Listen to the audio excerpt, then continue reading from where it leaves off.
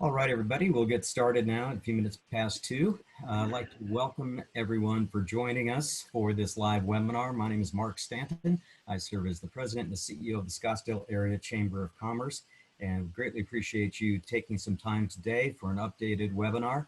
On behalf of the Chamber team, we're going to be bringing a lot more programming, obviously on an online digital format, so please visit our homepage at scottsdalechamber.com and be looking for updates and invitations for future digital programming over the next several weeks. We'll also be updating our calendar of events accordingly. Towards that end, today we are going to receive an update from U.S. Congressman David Schweikert, serving his 5th term in the U.S. Congress representing Congressional District 6. Before we turn it over to David, just a quick housekeeping note, and that is we will be taking questions at the conclusion of the Congressman's presentation. And in order to ask a question, at the bottom of your screen, you'll see a participant tab. If you click on participants, you'll see an area where you can raise your hand. So if you have a question, go ahead and go to participants, click on raise your hand, and we will connect to you and you can ask the Congressman questions at that time. If we run low on time, we have the Congressman until 3 p.m., but if we do run low on time, we'll have updated information on how to reach the Congressman, and also we'll be recording this presentation, this webinar that we'll be posting for others that couldn't make the call or have a chance to hear the details again. So without any further ado, it's my pleasure to introduce Congressman David Schweikert. Thank you, David. No, thank you for having me.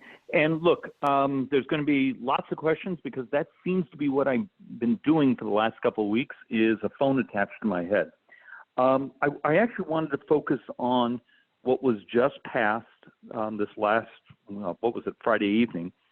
And it's referred to as the PPP. This is the payroll protection, the concept that the federal government, through your bank, is going to give you a loan, and if you meet certain rules, all of it or portions of it will be forgiven.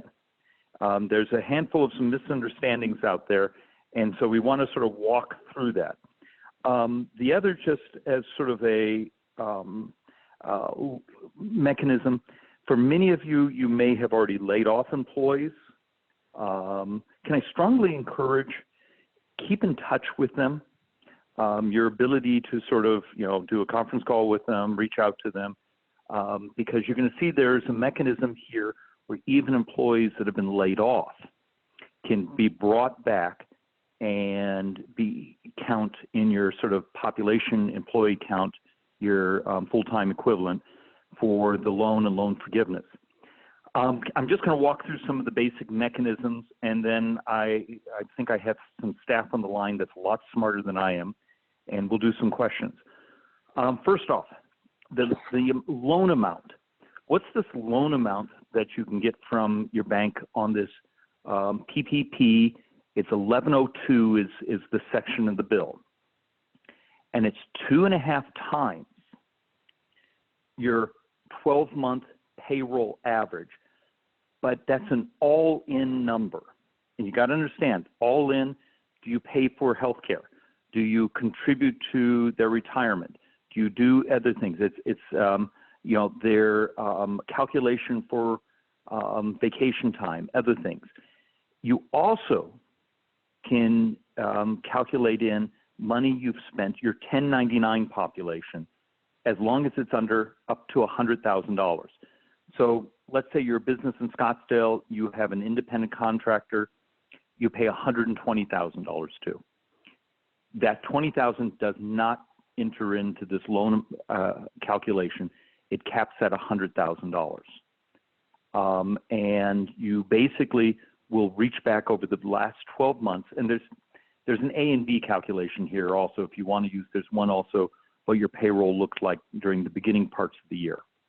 And why this is important is we do have some businesses here that have independent contractors, and we're getting some definitions of, could my real estate office use some of this loan?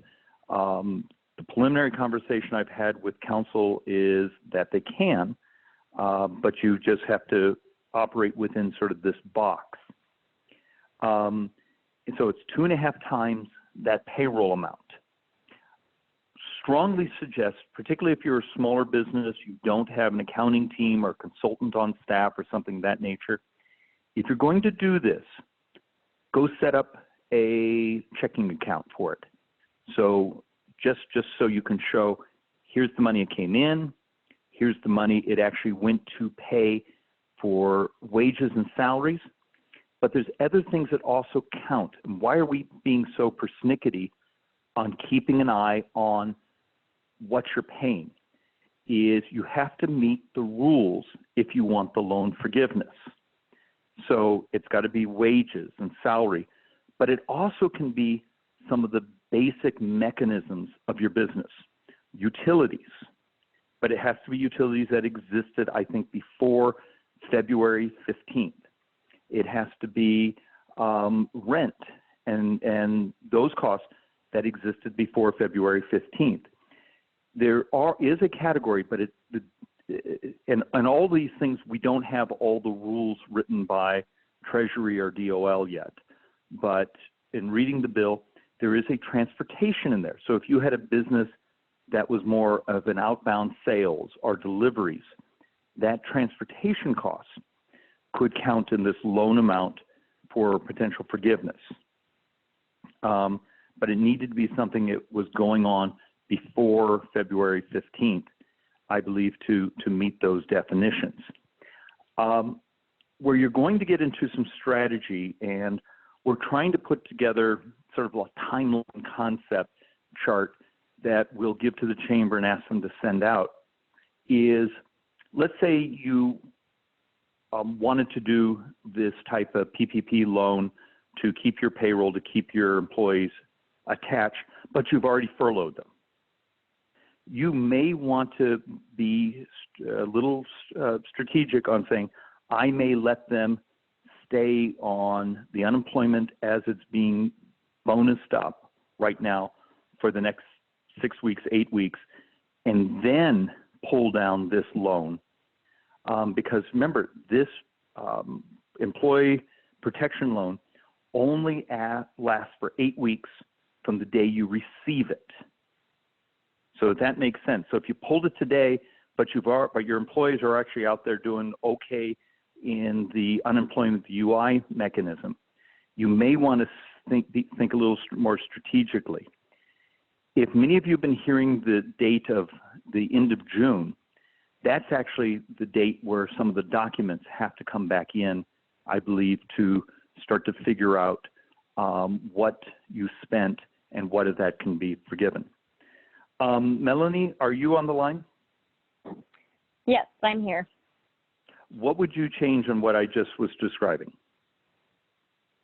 I think all of that is accurate. You know, obviously we have a ton of information out there right now, and we are still waiting. Of course, Treasury is working with banks all around the country to make sure that they're able to implement this program in as timely of a fashion as possible. What the Treasury Secretary said today is that hopefully this loan will be up and running for small businesses all across the United States by this Friday. So again, you know, hopefully we'll have more updates on that, but it is something that's still a work in progress. But there are a lot of benefits to this loan, and, you know, we believe it's the best option out there for small businesses right now. All right. Can we do some questions, and then we'll go back into some more details, but let's see what the nature of the questions are. Again, for any of the participants, if you could go to the participant tab at the bottom of the screen, just click on that. It'll take you to raise hand. If you want to raise your hand now, we'll be able to field your question for the Congressman. Hi, Ryan. We have you ready to ask a question. Yeah, thank you. Hey, one question going back to, I understand the definition of the $100,000 cap on the 1099 employees. However, some of the stuff I've read is a little unclear. Is there forgiveness, loan forgiveness for payments made to 1099 employees, or is it just W-2 employees? It is, I believe, 1099 employees count as your employee census, and you're in getting your loan amount. What about but would They- they also apply for the forgiveness piece of that loan if you did qualify for the forgiveness? Melanie, correct me. I may have to go back to that section in the bill, but I thought it did. Melanie, can you? That's right. No, that's right. Once you have the loan, the forgiveness, the loan, once you receive it, you're able to use it towards payroll costs. So that includes all of your employees, again, including your 1099 employees. But that is correct that they're also considered into the calculation for your loan forgiveness as an employee. So if you have an employee that's 1099 that you let go and you rehire them, that does count towards how they calculate your loan forgiveness. Now, and for everyone that's listening, I want you to sort of think of this as two steps. There's the step of getting the loan. What is the amount of the loan you can get? And that's when you go back, look over the last 12 months, what was your average payroll? And so you're going to take that payroll with all your load costs into it. So all those costs, and then functionally divide it by 12 to get your average. So in that, you may also have monies you spent you have 1099 employees as part of your business model. They're also part of that loan amount calculation. Then as Melanie was just saying, there's the second step. And this is, you now have kept these employees, or you're keeping them working, or at least covering their salaries. What qualifies for loan forgiveness? And within that, and both of those, I believe you can have 1099s in each one of those steps. Great, thank you. And is there also I know that they're reading it, there's some rules around keeping a certain percentage of the total employees from last year at this time to now. And then another part of that was whether or not keeping them, but at a reduced salary, would also qualify for this or not. Melanie, what is and it's not based on the number of employees. I think it's based on, is it total spending? I actually believe it is based on the number of employees that's retained. Okay. And just like All you right, said, number of employees then. Mm-hmm. Yep. And like you said, it does include any employees who you've kept on payroll but had a reduction in their pay. But All right, there is a anything else limitation there? on that. Is there a let me limit quickly to clarify. the reduction amount? Yeah, the reduction amount, it's by 25%. So if you reduce their pay by more than 25%, then it does not count. But if you were able to keep it under 25%, then you're good to go. Got it. Thank you. Well, great questions, and ones, and we're going to do our very best to also listen to the questions we're getting here and make sure that those are in our little handouts that we're sending around. Next question.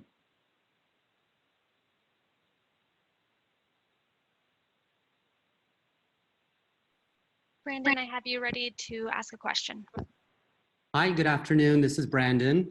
I have a question regarding so there appears to be some overlapping language between the EIDL loan, the grant that comes with it, the emergency paid sick leave, and then the PPP that we have. It seems like, what is the order of operations? Is it supposed to be the paid sick leave comes first, and then the PPP goes into place, and then the EIDL loan goes into place? Or it doesn't seem like they are supposed to overlap, but it seems like they do. Okay. Question I get most often, and will come, is can you get both? Melanie? Yes. So the short answer is yes. You can have both the PPP and the EIDL, that's the Paycheck Protection Program, and the Economic Injury Disaster Loan. There are a few limitations on how that will work. So, obviously, if you already have an Economic Injury Disaster Loan application in process, the SBA will reach out to you throughout the process and kind of walk you through. But what we signed into law with the Paycheck Protection Program, essentially you can have both loans, but one must be for different purposes. So if you're able to use the economic injury disaster loan for one specific purpose due to coronavirus effects, but you apply for the Paycheck Protection Program for a different purpose, you're able to have both. And there is also an option that if you already have the economic injury disaster loan, you will be able to refinance the loan into the Paycheck Protection Program loan.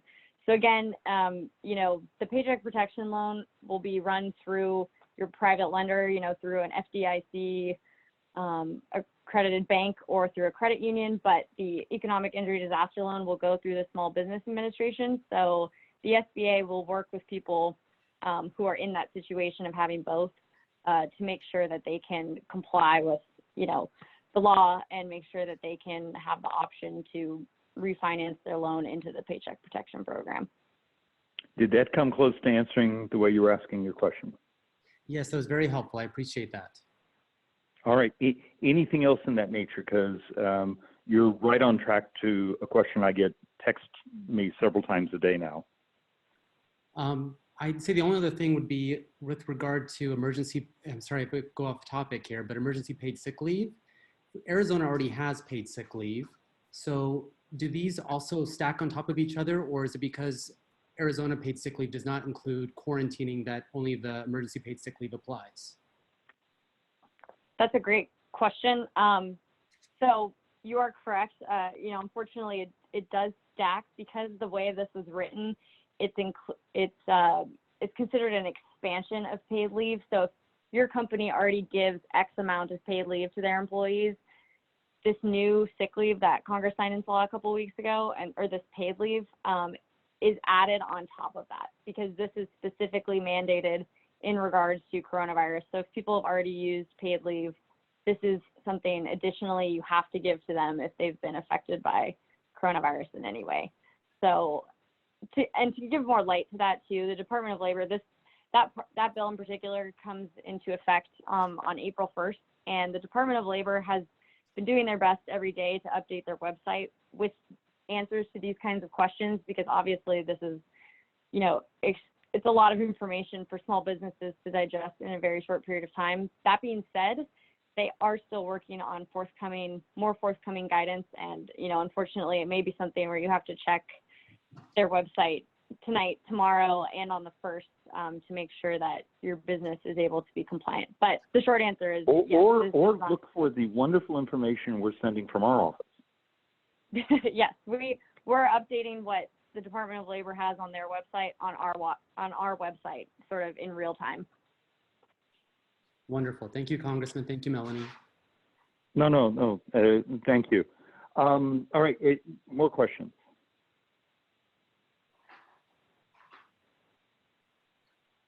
Hi, Steve. I have you ready to ask a question.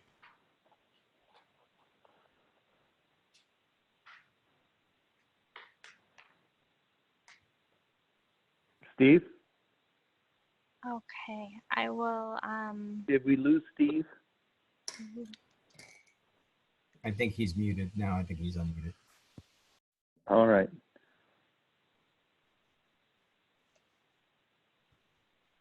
Well, then whoever's next. Okay, Tim, we're gonna have you ask a question now. Well, hi, this is Tim. Did you say that we have 8 weeks to use the credits after receipt? The day you receive the PPP money, I believe it's for you to use over 8 weeks. Melanie, am I saying that correctly?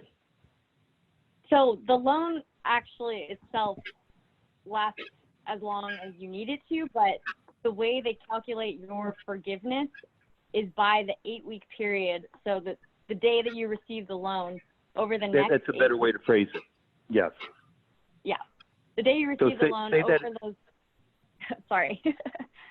No, go ahead and say that again, because this is important. Most people, when they're asking me about this loan, they care about how do they get it forgiven, and it's what you do in those first 8 weeks. Yep. Melanie, So, go ahead and describe it. Perfect. The day you receive the loan, over those next 8 weeks, the amount that you spend on payroll, interest on mortgages, rent, utilities. However much you spend in that 8-week period, that's the amount of loan forgiveness that you received. So if you have all of your employees on payroll for those 8 weeks, you're going to get the biggest amount of loan forgiveness in return because your payroll costs are calculated in that, your rent, your utilities, your mortgage payments, etc. So yes, those first 8 weeks matter the most. Thank you. Steve, Yeah, are and Melanie, you I'm there? sorry for stepping on you. Oh, no problem. It's hard to do when we can't all see each other. All right, next question. Okay, I have maybe a Monica. Yes, hi, I'm here. Perfect. Hi Go there, for it. Monica. How can we be of Hi, help? good afternoon. We own a small company and it consists of my husband and myself. And my question is can we still apply for these loans as a small business if we don't Ma- necessarily have employees? It's my husband and myself.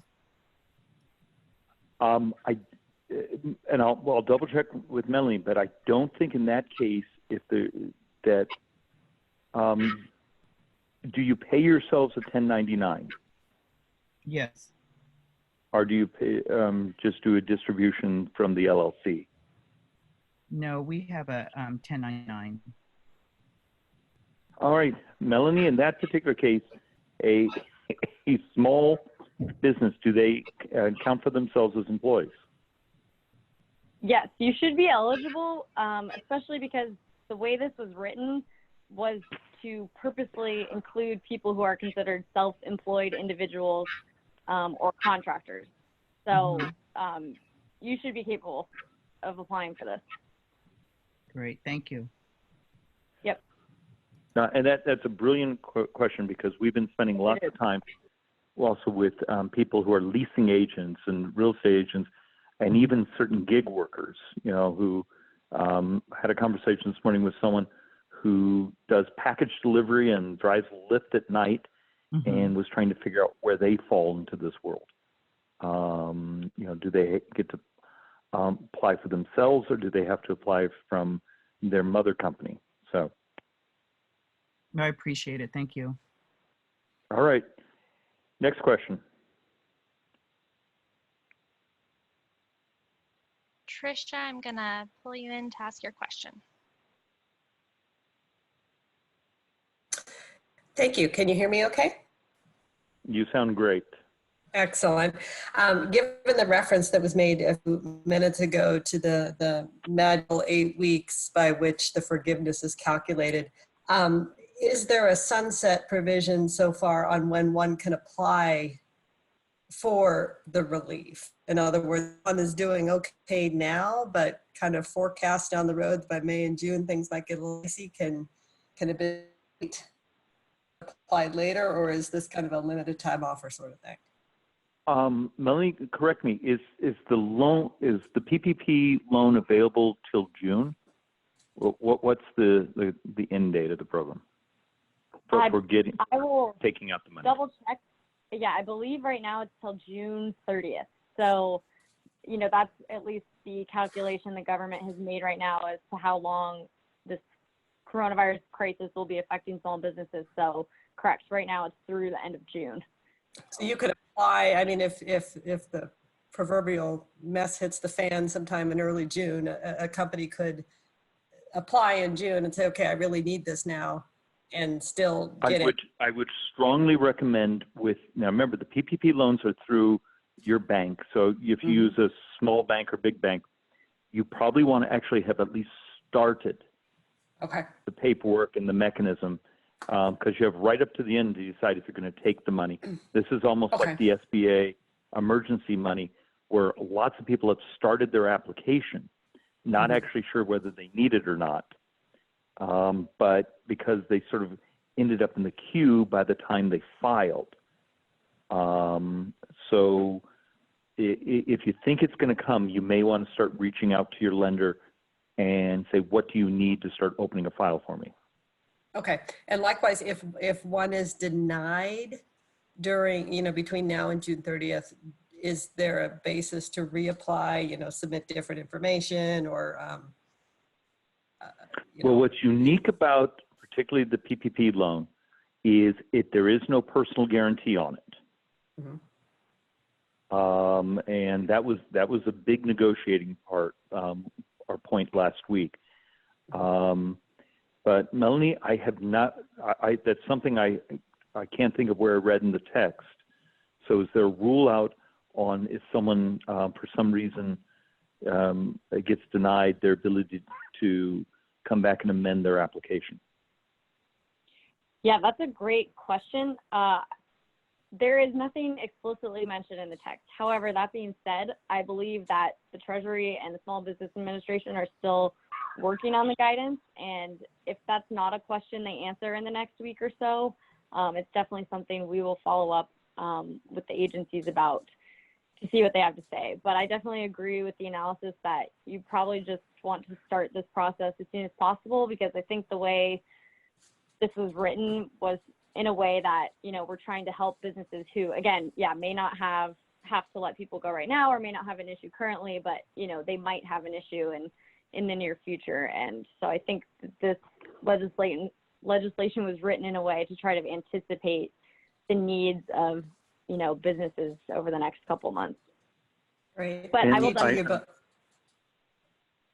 if we find that information out, and hopefully we will make sure to update that on our website. But in the meantime, I would encourage you to check the U.S. Treasury's website, because ultimately they'll be the ones backing these loans, even though they go through your lender, your bank or your credit union. The U.S. Treasury is actually the one that's 100% backing all of these loans. So they'll be the direct source of that sort of information.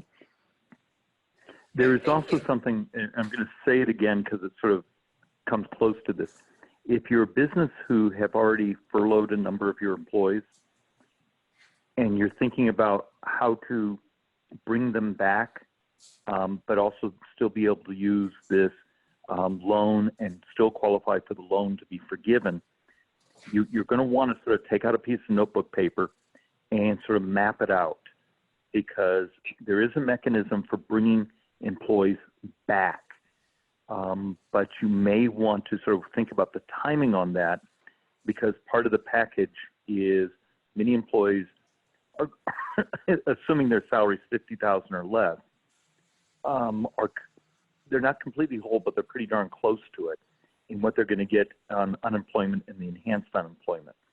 So you may be doing a little strategic planning here of they're going to stay on unemployment for a little bit, and then I'm bringing them back on board. Mm-hmm. Melanie, do I describe that fairly? Yep, that's right.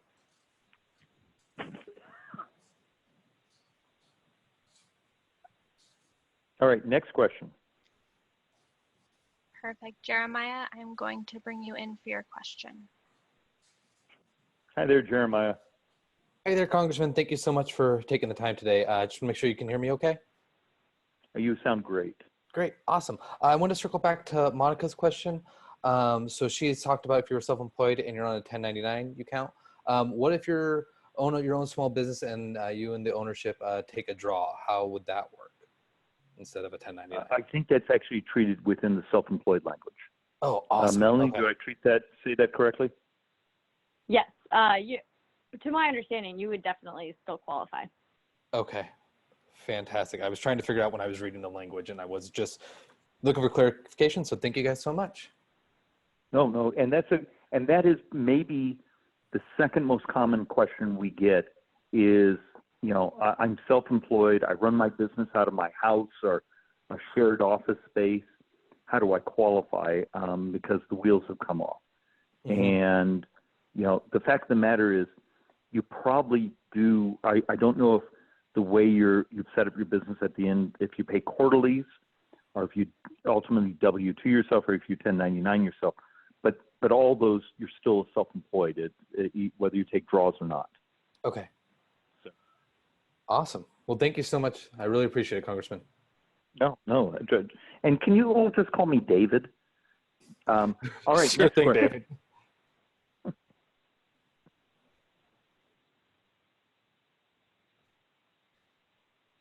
Great. Brandon, did you have a question? Yes, I'm back again. I am a We missed non-essential you. business. So I'm a non-essential business, and there's now unemployment insurance for the self-employed. Where would that need to be ever filed or completed if we go through a PPP program? All right. Melanie, can you tell them about unemployment for self-employed? Or Yes. So we recently, with the CARES Act, significantly expanded unemployment insurance, and part of that was making sure to include, again, the self-employed, the contractors, folks who may not necessarily be included under what states have in their definition right now. The best resource for that really right now is, if you go to the Department of Labor's website, they will, you click a little drop down, it tells you all the different states. You click on Arizona and they can take you straight to that page to apply. But essentially, unemployment insurance has been expanded so that for the next 4 months, folks who apply or folks who are already on unemployment insurance will receive an additional $600 per week on top of whatever the state of Arizona is already giving out. And then at the end of those 4 months, if you still need unemployment insurance, the federal government now has the ability to expand your unemployment benefits for another 13 weeks. So it's very generous right now, and it's meant to include everyone. They really gave it a very broad definition going forward because there's just so many people who are in these types of situations. So if you do need to file, it's truly the best time to be doing it. And we've done our best to make sure that everyone is pretty much included. So just to clarify, if I pay myself through the PPP, the payroll protection plan, I should not be filing for unemployment, correct? That's correct. So if you're it's your small business, but if your small business is still able to pay you payroll, then you wouldn't be eligible for unemployment benefits. So the unemployment benefits are really for people who have been laid off, furloughed, are unable to work because they have coronavirus or they're taking care of a, dependent who has it. So if you're still able to receive your salary, even if it is because you're a small business owner and that's coming back to you, you wouldn't be able to apply for unemployment insurance. That being said, though, if there is, you may want to, and I know I'm interrupting. No, go ahead. No, you may want to think that strategically, though, because do you have rent? Do you have insurance costs? Yes. Do you have utilities? Yes. Are there other costs? In that case, and this is a brilliant, because I'm actually writing this down, trying to map this as we're talking about it. You may be able to go and get unemployment, but you want to keep your business alive. In that case, the PPP mechanism is, okay, I can pay myself, plus I can also be able to spend some revenues for those 8 weeks to keep the wheels on, to pay my rent, to pay my utilities, those other costs. So one is sort of more to, as the person who's maybe the independent contractor working in employment, but they don't really own and manage the business. And the other is probably more appropriate for if you are the business and you happen to get a salary from it. Got it. That's brilliant. Thank you so much. No, it's a brilliant question. So.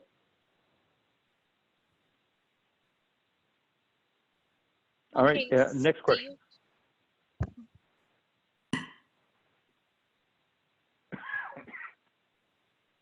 Are you there, Steve? Stephen, have we lost you?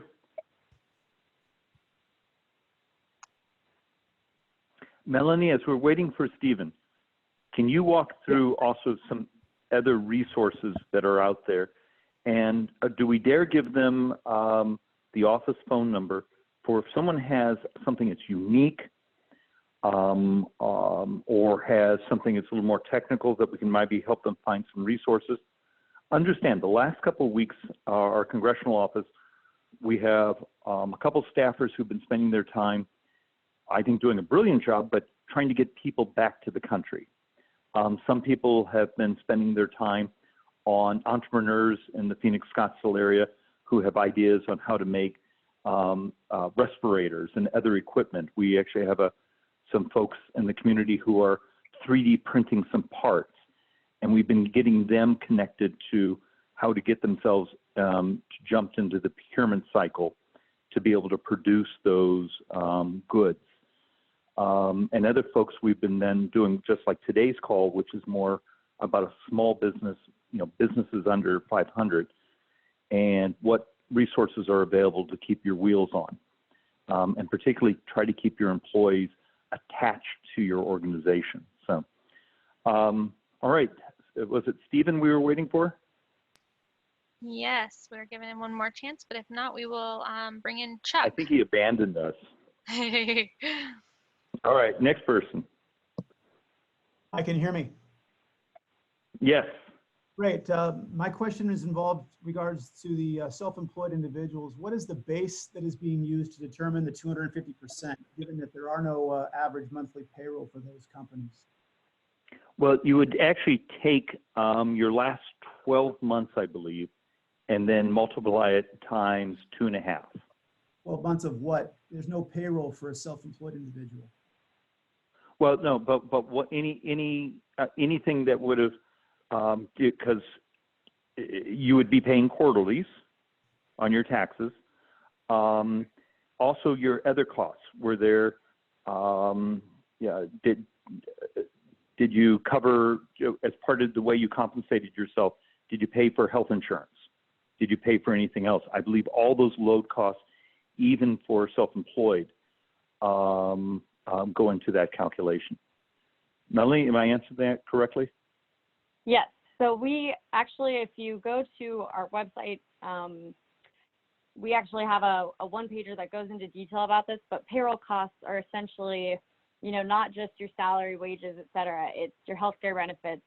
It's your payments of interest on your mortgage. It's your rent, your, utilities, anything like that. So there's a large factor of things that go into what your payroll cost is. It's not specifically just limited to salary or wages paid.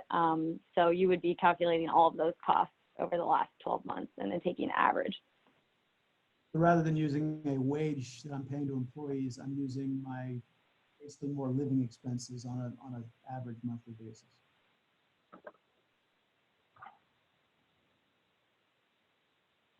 Are you asking if you would use living expenses instead of wages? It sounds like for a self-employed individual, you've got a sort of an algorithm of what my average, or what that person's average monthly costs would be just to live, just because of healthcare, rent, utilities, mortgage, and the like. Yeah, no, on the wage portion, even if you're a self-employed, so you haven't, how are you organized? Are you an LLC or? Well, I'm a CPA, so I'm asking more for my clients than anything else. But then you paid yourself a wage. Well, I do, but some of my clients don't. I've got clients that are independent contractors, and they get a 1099 once a year, and they use those dollars to pay their business expenses, and then they take whatever's left over, if there is any, that's what they get to keep. Yeah, but that 1099, I believe, would be their wages. Okay, that answers my question then. No, it's a great question. And please, Melanie, can you give them the website? Because we have been putting up one-pagers that try to go into this more detailed. And if it's not answering, then please give us a call and we'll dive down and try to get you a much more explicit answer, because I think I know where you're going, and I still think it would have been that wage you would report as your gross, and then as self-employed, you have all the dial downs from there. Melanie, can you give the website? Absolutely. So our regular website is schweikert.house.gov. And if you go there, our small business website pops up right away. But you can also go straight to our small business website, which is schweikert.house.gov.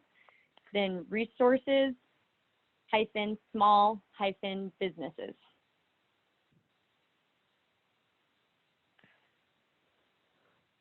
David, we just posted that information up on the video screen for the participants to copy down Melanie's contact information. Perfect. Yes, please feel free to reach out to me at any time. If we don't know the answer today, we'll track down the person on Capitol Hill or at whatever federal agency to get you the right answer. All right. Do we have any more questions? I do believe we have Monica with one more question. Hi there, Monica. Hi, how are you? Thank you for your cell number. I appreciate that. Dave, my question is I have an 80-year-old mother who lives with me, and we're, like I said, we're self-employed, but I'm a little nervous about applying for unemployment because if I do get a job, I would hate to be a carrier and bring that into our home, and my mom lives with us. I guess my question is, should I still be applying for unemployment? Well, do you mind sharing with me a little bit about the business? We're a tourist business in Old Town Scottsdale. We offer tours on golf carts out in Old Town. Oh, I love, whenever I have relatives visiting, I think I send them to you. Okay. Good. You may want to, this is a good question. You may want to apply for that PPP loan with whoever you do your banking with. All righty. But do you have any independent contractors or employees that are attached to the business when it's when the world is normal? No, it's just my husband and I.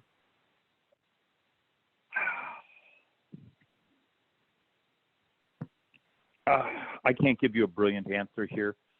Though I don't think the fact you take care of mom should really make a difference either way. Okay. Because does mom pay you to take care of her? No, she lives with us. Yeah, in that case, I don't know how that could become a factor. Okay. Melanie, am I missing something? No, I think that's right. I think, yeah, to an extent that it's kind of a personal decision of which route you'd rather go, but that, yes, the PPP would be more all-encompassing of covering more costs than unemployment insurance necessarily would be. You know, particularly if you have insurance on the carts and you know, some other things out there. You know, the utilities are just sort of keeping. Ultimately, you can decide, but one allows you just to be able to cover some of your business expenses. Okay. But I should be applying for unemployment as well, or not? My understanding of the mechanisms is it's sort of one or the other. Oh, I see. Okay, one or the other. Melanie, that sounds correct. If you're the self-employed. Yeah. Yes. I think because it's a unique situation where your business that is yours also pays you. Yeah. If you're gonna go for unemployment insurance, you have to be in a situation where you're not able to be paid. Okay. All right. Thank you. It's a good question. Thank you. Do we have any others? We do. We have one more from Sue. And I'm bringing her in now. Hi there, Sue.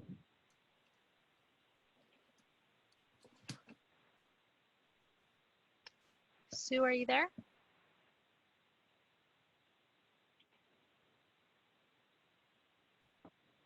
I fear we might have lost Sue. Yeah. All right. Should we do just a couple moments? Do we have anyone else in the queue? Looks like Brandon came back. If you have a minute to answer one more. Oh, sure. Come on back, Brandon. We missed you. All right, I'm back. It sounds like we're wrapping up the PPP, but I have a question about, I mean, we're going through a hard time because this is our high season for Arizona, especially when we're involved in tourism and other different aspects of, you know, embracing the tourism aspect of our valley. But for those that have commercial leases, is there a moratorium coming that will provide protection to small businesses that have rent due on April 1st and May 1st. And before these loans Melanie, come can you help? Now, can you help us on that? Yes. So essentially, again, the PPP is actually going to be the best method for addressing that, because it specifically is a loan that's supposed to help make with paying your mortgage obligations. Or rent. Yes, or rent. So the loan, big purpose of that loan is to be able to help you pay that in the meantime. That being said, for your individual situation, at least at the level where any mortgage that you have is federally administered, there's been a lot of relief applied there. However, if your mortgage obligation is through well, Melanie, entity, hold on for one second. Let's get this right. You're concerned about paying the landlord. Correct. So April 1st is coming up, and I've been shut down for over 2.5 weeks, so I don't have any cash flow. So I can write my very last check to pay rent, or I can, write the very last check to pay my people until these loans come through or the cash grants come through. So I can let my landlord know the money's coming, but I don't know when for that, and take care of my people first. So it's just like I think a lot of people are probably in a similar position. No, this is very common because, it's not a mortgage issue. And so it's not a federal loan guarantee on a mortgage or anything like this. This is just the relationship between you and your landlord. And will your landlord be willing to sit on their hands while you pursue, the PPP loan to help both cover your people, but also your lease? Correct. And that's when I would almost immediately be at least with whatever bank you use, getting ready to try to get that credit into. Melanie, do you understand the question? It's not about a mortgage. It's just the lease he pays on his office space or his business space. Right. So to my knowledge right now, there's not anything that the federal government has done for that specific scenario. That being said, what a couple federal agencies are recommending is, again, go straight to your bank, not only to discuss the PPP, but other forbearance measures. But again, also, speaking directly with your landlord. I know that when the federal government at least made, some certain regulations to provide relief for paying mortgages, they were hopeful that, sort of the rest of the industry would follow suit.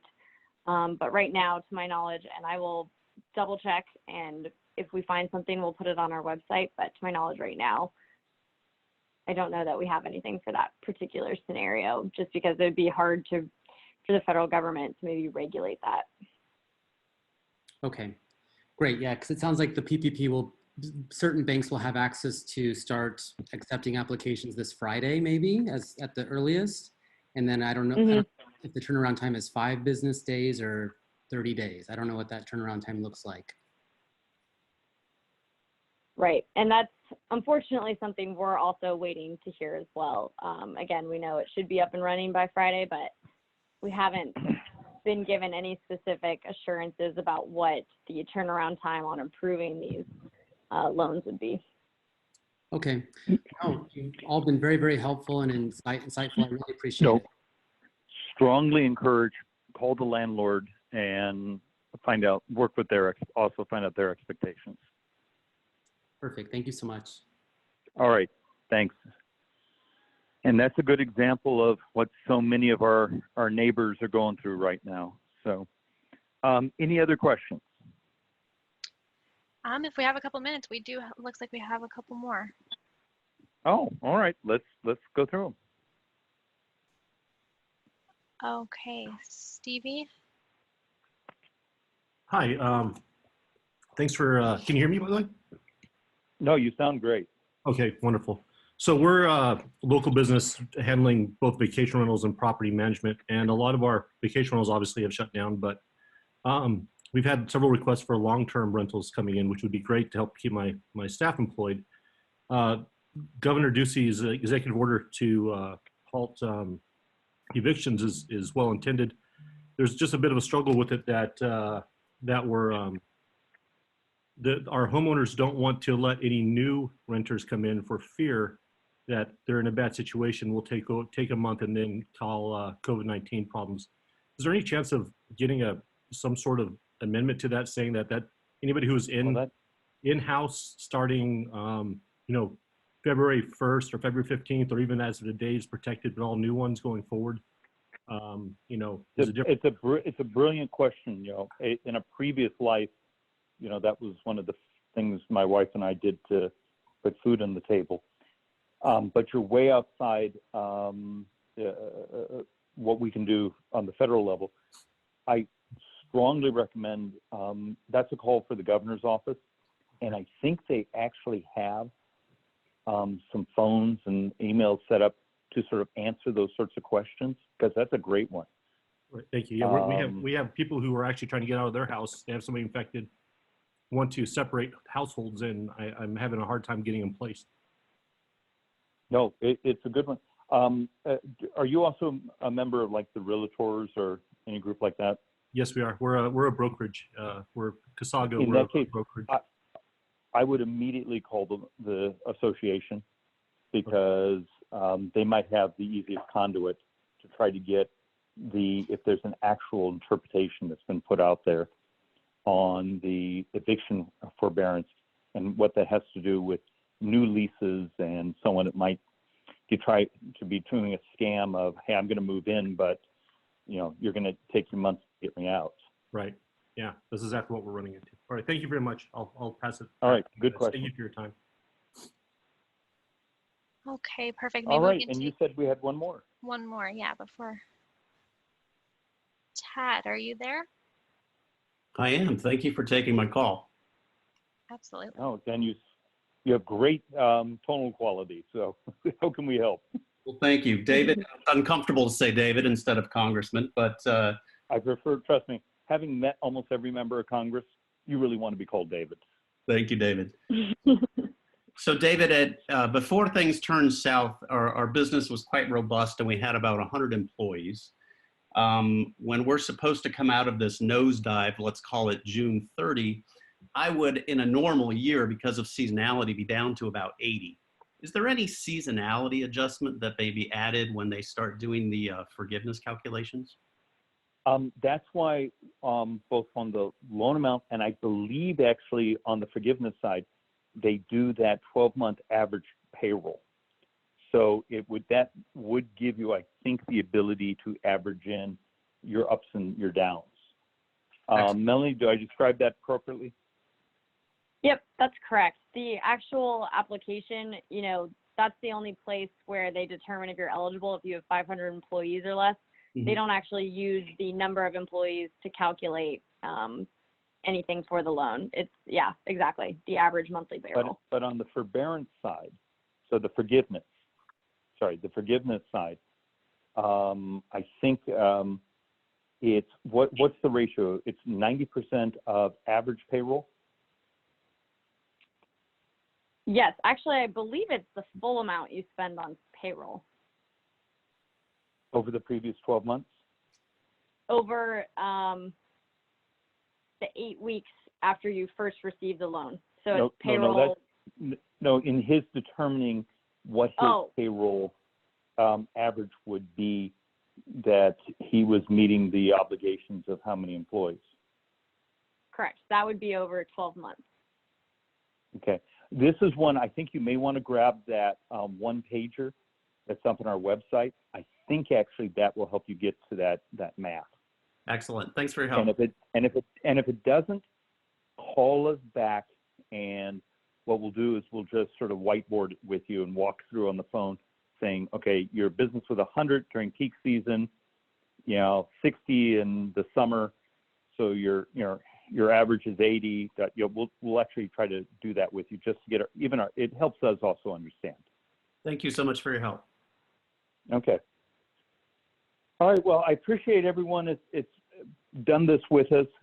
please spread the word to the folks in our community. We're here to do our very best to help.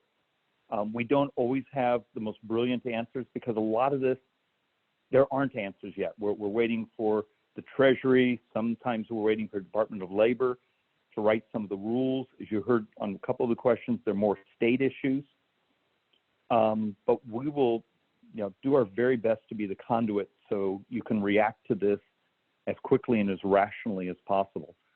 So don't hesitate to call us, pass our name around, and make sure you also do things like you sign up for our newsletter. Every Sunday evening, we do a fairly detailed newsletter with lots of links on it to many of the different resources, and we'll also sort of do special ones as something pops up. So, Melanie, anything else you'd think we should share? I think that's it. I think you were all given my email address, so please feel free to contact me. I know a couple of you have already reached out, and I'll get back to you here shortly, but reach out at any time with any questions, and again, we'll do our best to get you the right answer as quickly as possible. Thank you, Melanie. And thank you, David. On behalf of the Chamber, thank you so much for these updates. We'll schedule a follow-up discussion with David and Melanie to get more clarity. And there are a lot of moving parts on this subject, so we'll be doing programming, digital programming, and getting the word out to you. David, Melanie, thank you so very much. Again, for our guests that have been on this call, thank you for participating. We'll update you on additional programs that we'll be holding in the next few weeks. Please check at scottsdalechamber.com for updates and for business information. Again, thank you so much, Congressman and Melanie, and for all those that have participated. Stay safe, and we'll talk again soon. Thank you.